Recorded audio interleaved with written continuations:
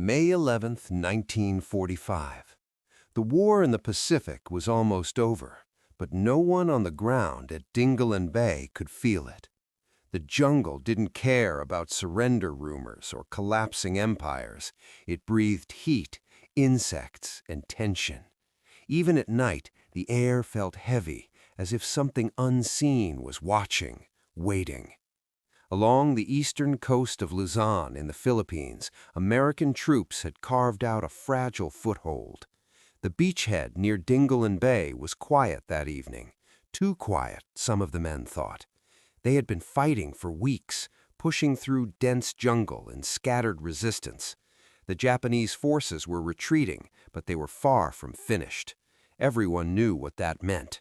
When cornered, they didn't surrender, they struck back. Among the American soldiers was a young private named John McKinney. He didn't look like a legend in the making.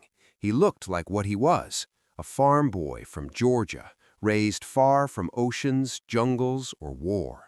He had only a third-grade education, but what he lacked in schooling, he made up for in instinct. Back home, he had spent years hunting, tracking animals through woods, learning patience, precision, and how to stay calm when everything depended on a single moment.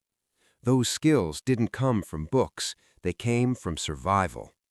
In the Army, McKinney had become known as a reliable soldier, not loud, not boastful, just steady, the kind of man who did his job, didn't complain, and kept his weapon clean. His rifle, the M1 Garand, was never far from reach. He trusted it, and more importantly, he knew how to use it under pressure.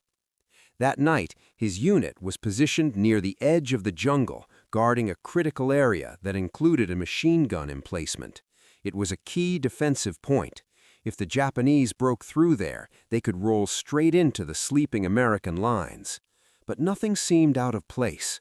The sounds of the jungle filled the darkness, distant rustling leaves, insects buzzing, the occasional crack of a branch.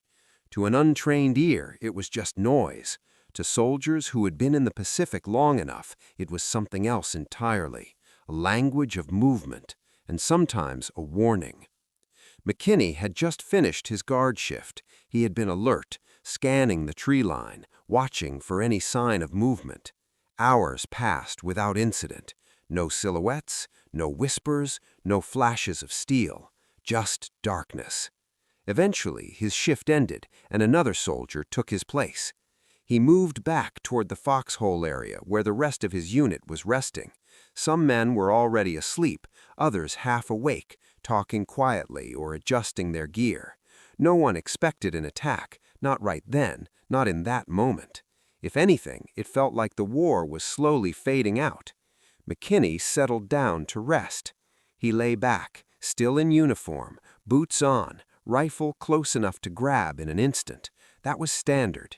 In a place like this, you never truly relaxed. You just closed your eyes and hoped nothing happened before you opened them again. For a few minutes, everything was still. The kind of stillness that feels safe, but isn't. Out beyond the perimeter, hidden in the darkness of the jungle, movement had already begun. Nearly 100 Japanese soldiers were advancing silently through the trees. They weren't retreating, they were preparing to strike.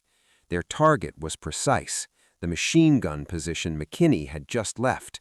They knew its location, they knew its importance, and they planned to eliminate it before the Americans even realized what was happening. It would be a sudden, overwhelming attack, close range, fast, and brutal. The kind of assault designed to wipe out a unit before it could react. Back in the American position, no alarm had been raised, no flares lit the sky, no warnings were shouted. The jungle concealed everything. McKinney drifted closer to sleep, unaware that within minutes he would be at the center of one of the most violent and unlikely battles of the entire World War II Pacific theater. Somewhere in the darkness, a Japanese sergeant moved ahead of the others. In his hand was a sword, its blade catching faint traces of moonlight filtering through the trees. He closed the distance quietly, step by step, until the American perimeter was right in front of him. There were no gunshots, not yet. The first strike wouldn't be heard, it would be felt. Inside the American lines, the men slept, unaware that the enemy was already among them. And John McKinney, the farm boy from Georgia, lay just yards away from the machine gun position that would soon become the focal point of one of the most violent and unlikely battles of the entire World War II Pacific theater. The night held its breath, and then, without warning, everything was about to explode. The first sensation wasn't the sound, it was pain. A sharp, blinding flash tore through the side of John McKinney's head as cold steel sliced across his ear. For a split second, his mind couldn't process what had happened. One moment he was asleep, the next he was thrown into a nightmare that was already in motion. His eyes snapped open into darkness filled with shadows that were moving, too fast, too close. A Japanese sergeant stood over him, sword in hand, already pulling back for another strike. There was no time to think. McKinney reacted on instinct. The same instinct that had kept him alive in the woods back home now surged through him. He twisted his body, rolling away just as the blade came down again, cutting through the space where his neck had been a fraction of a second earlier. The camp was no longer quiet. Men were shouting. Some were still waking up, confused, disoriented. Others were already fighting, close, desperate, chaotic. The enemy wasn't attacking from a distance. They were inside the perimeter. This wasn't a firefight. It was an ambush at arm's length. Shapes rushed through the darkness, Japanese soldiers pouring into the position, some with rifles, others with bayonets fixed, and some wielding swords. Their plan was clear: overwhelm the Americans before they could organize any defense. McKinney scrambled to his feet, his hand going immediately for his rifle. The familiar weight of his M1 Garand grounded him for a split second in the chaos. The sergeant came at him again. This time, McKinney was ready. He brought the rifle up fast and fired at point-blank range. The shot cracked through the night, louder than anything that had come before it. The sergeant dropped instantly, but there was no pause, no moment to breathe. More enemy soldiers were already moving in. Around him, the situation was collapsing. One American soldier was stabbed before he could even get to his weapon. Another tried to drag the wounded man to safety, disappearing into the darkness as bullets snapped past them. The defensive line wasn't holding, it was dissolving. And then McKinney saw it. The machine gun position. Just a short distance away, where he had been standing guard not long ago, a group of Japanese soldiers had reached the emplacement. He counted shapes in the dark, too many. At least 10 of them were already inside or around the pit, working fast, turning the weapon, turning it toward the American camp. If they got that gun operational, it would be over in seconds. The rest of the unit, still waking up, still scattered, would be cut down before they had a chance to fight back. McKinney understood that immediately. There was no one else in position to stop it. No orders came, no officer shouted commands. In that moment, there was only one decision. He could stay where he was, try to regroup with the others, or he could move straight into the center of the attack. He didn't hesitate. With the rifle tight against his shoulder, McKinney broke into a run, straight toward the machine gun pit. The distance was short, but it felt like running into a storm. Bullets cut through the air around him. Shadows shifted, enemy soldiers moving in every direction. The ground was uneven, churned up by boots and chaos. Every step could have been his last, but he didn't slow down. Inside the pit, the Japanese soldiers were focused on the weapon, trying to bring it to life. They hadn't expected someone to charge them head-on. The first one saw McKinney too late. A shot rang out, then another. The tight space exploded into violence as McKinney reached the edge of the emplacement and dropped into it, closing the distance until there was no longer any separation between him and the enemy. This wasn't shooting from cover anymore. This was survival measured in inches. Rifle fire, shouts, the clash of bodies in the dark. The machine gun became the center of a brutal struggle, hands grabbing, weapons colliding, men fighting for control in a space barely large enough to move. Outside the pit, more Japanese soldiers were advancing. The initial wave had breached the perimeter, but it wasn't the main force. That was still coming, pushing forward through the jungle, drawn by the sudden eruption of gunfire. The attack was only beginning. Inside the chaos, McKinney fought with everything he had, every ounce of strength, every instinct sharpened by years of hunting and survival. There was no room for fear, no time to think about numbers or odds. Only one thing mattered: stopping that machine gun from turning on his own men. And as the sounds of the advancing assault grew louder in the darkness, one reality became impossible to ignore. He was alone, and nearly 100 enemy soldiers were closing in. The fight inside the machine gun pit was already out of control. John McKinney didn't enter it, he crashed into it like a force of nature. The space was cramped, filled with bodies, weapons, and confusion. The Japanese soldiers had been seconds away from turning the gun toward the American camp, but now everything had changed. Now they were fighting for their lives. McKinney fired his M1 Garand at point-blank range.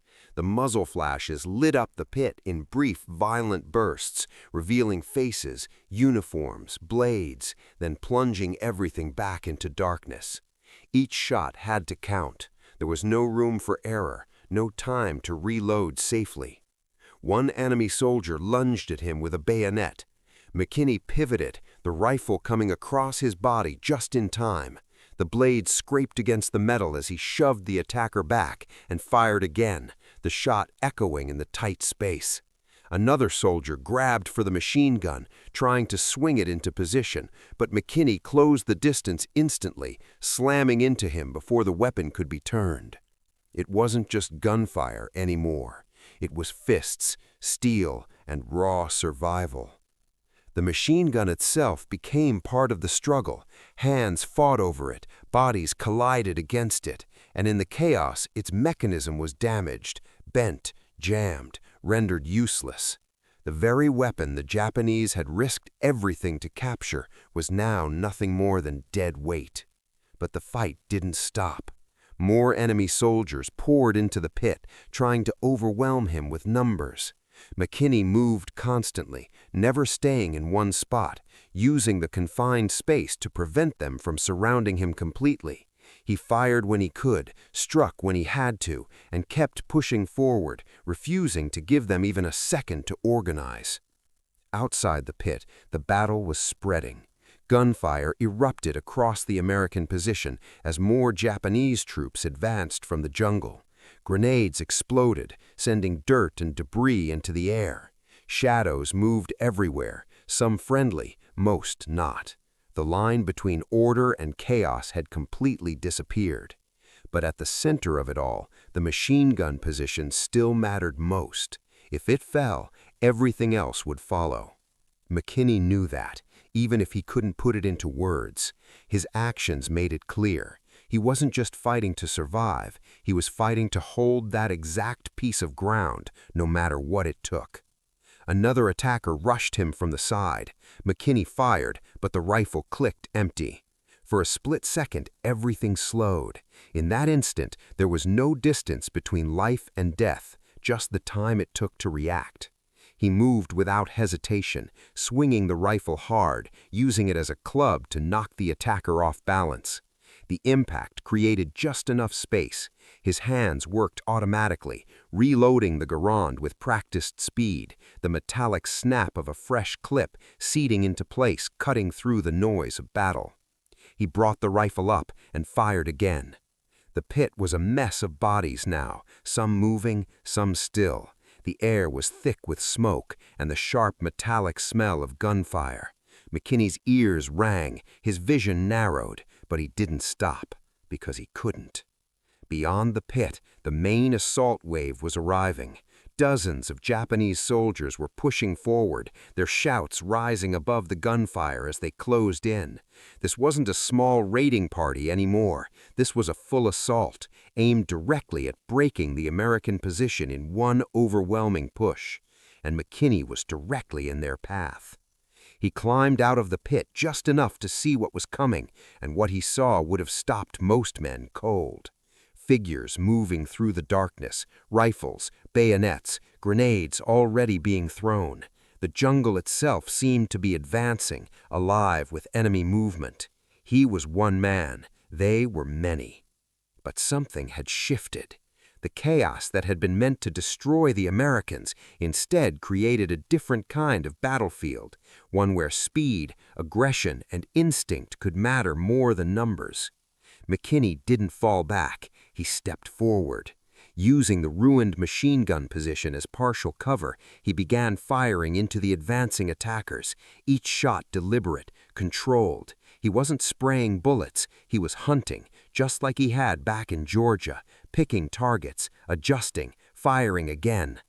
The first wave faltered, not stopped, but shaken. They hadn't expected resistance like this, not from a single soldier, not at this range. But they kept coming. Grenades landed nearby, exploding with deafening force, sending dirt and debris into the air. McKinney shifted position, staying low, keeping his rifle in play. Every second mattered. Every movement had to be precise. There was no backup arriving, no reinforcements rushing in to take over. If the line held, it would be because he held it. And as the next wave surged closer, their silhouettes growing clearer in the flashes of gunfire, one thing became undeniable. This fight was no longer about a single position. It was about stopping an entire assault, alone. Time lost its meaning almost immediately. There were no minutes, no seconds, only action and reaction. The kind of relentless, unbroken intensity where the next breath depended entirely on what you did in the last one. John McKinney stayed anchored near the shattered machine gun position, the ground around him torn apart by explosions and movement. The weapon he had fought so hard to protect was useless now, but the position itself still mattered. It was the narrow point the enemy had to push through, and he was standing right in it. The next wave came in fast. Shouts broke through the darkness as Japanese soldiers charged forward, rifles leveled, bayonets fixed. McKinney raised his M1 Garand and fired into them, each shot measured, controlled. The recoil slammed into his shoulder again and again, but he barely felt it anymore. Targets appeared. Targets fell. Another clip ran dry. That familiar metallic ping cut through the chaos as the empty clip ejected. For most soldiers, it was a moment of vulnerability, a signal that could get you killed. For McKinney, it was just part of the rhythm. His hands moved automatically, reloading in one smooth motion, eyes never fully leaving the battlefield in front of him. Years of instinct, sharpened by the fight, kept him moving faster than thought. Another grenade landed nearby. He saw it this time. A small, dark shape hitting the ground, rolling slightly before stopping just a few feet away. There was no time to run, no time to dive for cover. The explosion was already coming. He reacted instantly, kicking it away with everything he had. The grenade detonated mid-air, the blast ripping through the space just beyond him. The shockwave hit hard, throwing dirt and fragments across his body, but he stayed upright, and he kept firing. The attackers didn't stop. They couldn't. This assault had been planned to overwhelm, to crush resistance through sheer force. More soldiers poured in from the jungle, stepping over bodies, pushing forward with determination that bordered on desperation. Mortar rounds began to fall. The explosions were heavier now, deeper, sending columns of earth into the air. The ground shook beneath him, the noise becoming almost constant. Rifle fire, detonations, shouting, the crack of bullets cutting through leaves and dirt. Still, McKinney held his position. He shifted constantly, never staying exposed for long, using the terrain, the broken emplacement, even the fallen to create cover where none should have existed. Every movement was deliberate, every second counted. Another wave closed in. This time they came from multiple directions, trying to surround him, to collapse the resistance from all sides. It was the kind of maneuver that usually worked, against a unit, against a line, against anything with structure. But there was no structure here, just one man who refused to give ground. They got closer, too close for comfort, too close for ranged fire alone. McKinney fired until the distance disappeared, then shifted again, using the rifle not just as a weapon of distance, but as something more immediate. The fight blurred into moments, strikes, shots, movement, each one blending into the next without pause. The air grew thicker, harder to breathe. Smoke, dirt, and the lingering sting of explosives filled his lungs, but he pushed through it. His world had narrowed to a single purpose: keep them from breaking through. Somewhere behind him, other American soldiers were beginning to regroup, scattered at first, disorganized but alive. The time he was buying, second by second, was giving them a chance to recover, to take positions, to rejoin the fight. But he couldn't see that. All he could see was the next wave, and the one after that, and the one still forming in the darkness. His body was reaching its limits. Every movement was heavier now, every action pulling more from him than the last. His ears rang continuously, his vision blurred at the edges, and the pain from the initial wound still burned along the side of his head. But none of it slowed him down. If anything, it pushed him harder. Because stopping meant dying. And more than that, stopping meant the enemy would break through. Another grenade came in low, skidding across the ground toward him. This time there was barely a moment to react. He moved instinctively again, shifting position just as the grenade detonated, the blast catching the edge of his position instead of his body. Dirt and debris slammed into him, but he stayed upright and immediately brought the rifle back into action. The attackers hesitated, just for a second, just long enough. In that hesitation, something changed. The momentum that had been driving the assault forward began to falter. Not because the attackers lacked numbers or determination, but because they were facing something they hadn't expected. Not a defensive line, not a coordinated response, but a single point of resistance that refused to collapse. Ken McKinney kept firing, kept moving, kept pushing back every attempt to overrun his position. The waves didn't stop entirely, but they lost their force, their coordination breaking under the pressure of sustained resistance. And then, slowly, almost imperceptibly at first, the intensity began to drop. The charges became less frequent. The spacing between attacks grew wider. The jungle that had seemed alive with movement started to quiet.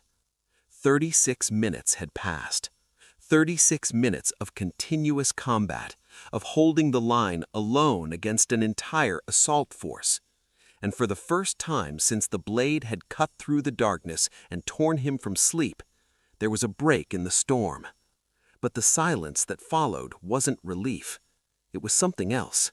The kind of silence that makes you realize just how much has changed in such a short time. Because when the firing stopped and the smoke began to clear, one question remained: what was standing and what wasn't? The gunfire didn't stop all at once. It faded.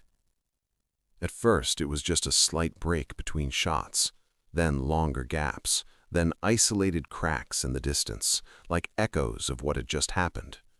The jungle, which had erupted into chaos, slowly began to reclaim its voice. Soft, rustling leaves, distant insects, the faint movement of wind through trees. For John McKinney, the silence felt unreal. He stayed where he was for a moment, his M1 Garand still raised, eyes fixed on the darkness ahead. His body was tense, ready for another wave, another charge, another second where everything depended on reacting faster than the man in front of him. But nothing came. No movement. No voices rushing forward. No grenades landing at his feet. Just silence. Slowly, carefully, he lowered the rifle. The battlefield in front of him came into focus, and what he saw was almost impossible to process. The ground around the machine gun position was torn apart, craters from mortars, scattered equipment, and bodies lying where the fighting had been at its worst. This was where the assault had broken. This was where it had ended. Behind him, American soldiers began to emerge from their positions. Some moved cautiously, weapons ready, unsure if the attack was truly over. Others rushed forward, checking on the wounded, calling out names, trying to make sense of what had just happened. A few of them stopped when they saw McKinney, standing there, alone at the center of it all. The realization spread quickly. The scale of the fight, the position he had held, the time he had bought. Without that resistance, without those 36 minutes, the outcome would have been very different. The machine gun position would have been turned, the camp would have been overrun, and many of the men now standing would not have survived the night. McKinney didn't say much. He wasn't the kind of man who explained things or tried to put them into words. He had done what needed to be done. That was it. But the evidence was all around him, written into the ground, impossible to ignore. Medics moved in, finally reaching him. Only then did the full extent of his injuries begin to show. The cut along his ear, the bruises, the exhaustion that had been held back by adrenaline for the entire fight, it all started to catch up at once. His body had been running on instinct alone, pushing past limits that should have stopped him long before. Now, with the danger gone, those limits returned, but he was still standing. As dawn approached over Dingalan Bay, the first light revealed the full aftermath of the battle. What had been hidden in darkness was now clear. The attempted assault had failed completely. Nearly 100 Japanese soldiers had attacked that position, and they had been stopped. The story spread quickly through the ranks. At first it sounded exaggerated, like something that couldn't possibly be true. One man holding off an entire assault force, fighting at close range, destroying the machine gun, stopping wave after wave. But the men who had been there knew. They had heard it. They had seen parts of it through the chaos, and now they were looking at the result. In the days that followed, reports were written, statements were taken, and the events of that night were pieced together in detail. What had happened wasn't just an act of bravery. It was something far beyond that. It was sustained, deliberate action under impossible conditions. It was control in the middle of chaos. It was a single soldier changing the outcome of an entire engagement. Recognition came, as it always did after moments like this. McKinney's actions placed him among the most highly decorated soldiers to come out of the Pacific fighting of World War II. His name became part of a story that would be told again and again, not because it was dramatic, but because it was real, because it happened. But even as the story grew, the man at the center of it remained the same. A farm boy from Georgia, a soldier who had done his duty, nothing more and nothing less. The war itself was nearing an end. Within months, the fighting in the Pacific would come to a close, bringing an end to years of brutal conflict. But moments like this, small in scale compared to the entire war, yet massive in impact, were what defined it on the ground. Not maps, not strategies, but individuals. Decisions made in seconds, lines held when they should have broken. As the sun rose higher over the battlefield, the last traces of the night began to disappear. The smoke thinned, the sounds of movement returned to something resembling normal, and the jungle settled back into its natural rhythm. But the ground where McKinney had stood told a different story. A story of 36 minutes that changed everything. A story of what one person could do when there was no one else left to do it.